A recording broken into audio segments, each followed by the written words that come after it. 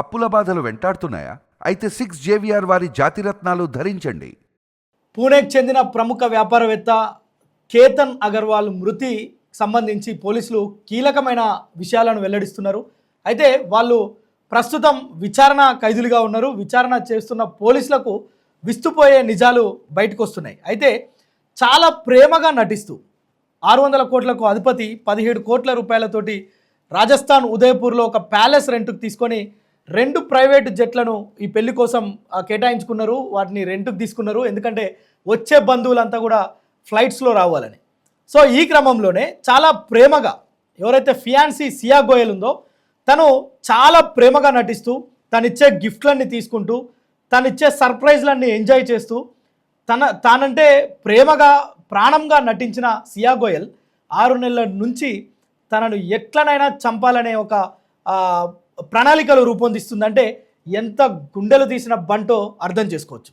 అయితే పోలీసుల విచారణలో ఎవరైతే ప్రియుడు చేతన్ ఉన్నాడో తను కొన్ని సంచలనమైన విషయాలు చెప్పిండు సియా గోయల్ నుంచి. వాస్తవంగా చేతన్ సియా గోయల్కి నిశ్చితార్థం జరిగిన తర్వాత మన ఇద్దరం లేచిపోదాం, ఇక్కడి నుంచి ఎక్కడికైనా దూరంగా వెళ్ళి మనం హ్యాపీగా లైఫ్ని లీడ్ చేద్దామని చేతన్ 1-2 సార్లు సియా గోయల్కి చెప్తే లేదు మనకు అక్కడి నుంచి ఏదైతే కేతన్ నుంచి నేను కొంత డబ్బు అదేవిధంగా ఆభరణాలు వాటిని తీసుకొస్తా, వీటితో పాటు తనను చంపేస్తే ఎలాంటి బాధ ఉండదు, మనం బయటికి ఎక్కడికో పోయినా మళ్ళీ కుటుంబ సభ్యులు తీసుకొస్తారనో లేదంటే ఎలా అయినా దొరికిపోతామనో ఇంత పెద్ద ఫ్యామిలీస్కి సంబంధించిన ఇష్యూ బయటకు వస్తుందనో తెలీదు.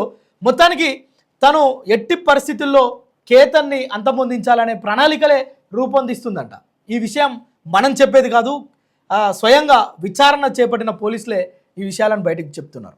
నిజానికి ఇంత క్రూయల్గా ఇంత క్రూరంగా వ్యవహరించాల్సిన అవసరం ఉందా?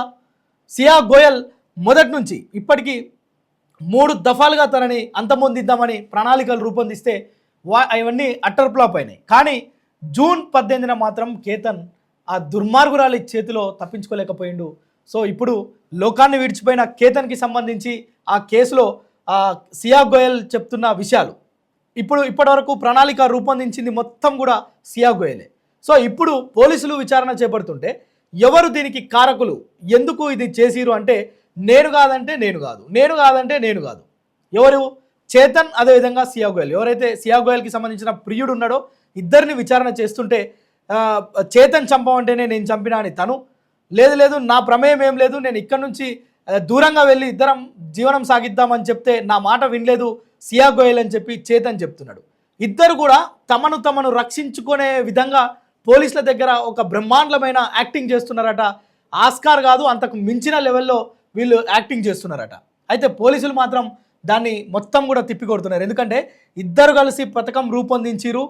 జూన్ 1వ తేదీకి సంబంధించి వీళ్ళిద్దరు కూడా మహారాష్ట్ర పూణేలో ఒక కెఫేలో 1కి 4 సార్లు కలిసి వీళ్ళిద్దరూ మాట్లాడుకున్న సీసీ ఫుటేజ్లు పోలీసుల దగ్గర ఉన్నాయి. సో వీళ్ళు ఒకరిపైన ఒకరు నెట్టేసుకునే ప్రయత్నం చేసినా పోలీసులు నమ్మే పరిస్థితి లేదు. పోలీసులే కాదు, ఈవెన్ ఆ కుటుంబ సభ్యులు వాళ్ళ నీడను వాళ్ళే నమ్ముకునే పరిస్థితి లేదు ఈరోజు.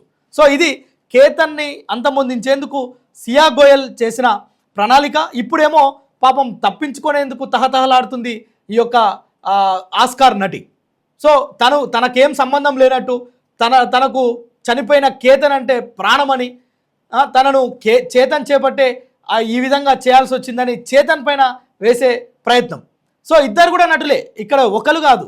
600 కోట్లకు అధిపతి అయిన కేతన్ను పెళ్లి చేసుకుందాం అనుకున్న సియా గోయల్ని ప్రేమించిన చేతన్, ఇద్దరు కూడా చంపిన దాంట్లో ఇద్దరి పాత్ర ఉంది.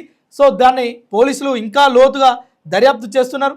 అయితే ఒకవేళ వీళ్ళు ఎంత నటించినా పోలీసులు నమ్మే పరిస్థితి లేదు. ఆల్రెడీ జరగాల్సిన నష్టం జరిగింది. వీళ్ళు ప్రస్తుతం ఊచలైతే లెక్క పెడుతున్నారు. అయితే ఇందులో కీలకమైన విషయాలు కూడా మరికొన్ని రోజుల్లో బయటకు వచ్చే అవకాశం ఉంది. రాజస్థాన్లో ఒక అంగరంగ వైభవంగా జరగాల్సిన ఆ పెళ్లి తతంగాన్ని ఒక విషాదాంతంగా ముగించిన వీరిద్దరిని ఎట్లా శిక్షిస్తే బాగుంటుందో మీరేమనుకుంటున్నారో మీ అభిప్రాయాన్ని కామెంట్లో తెలపండి.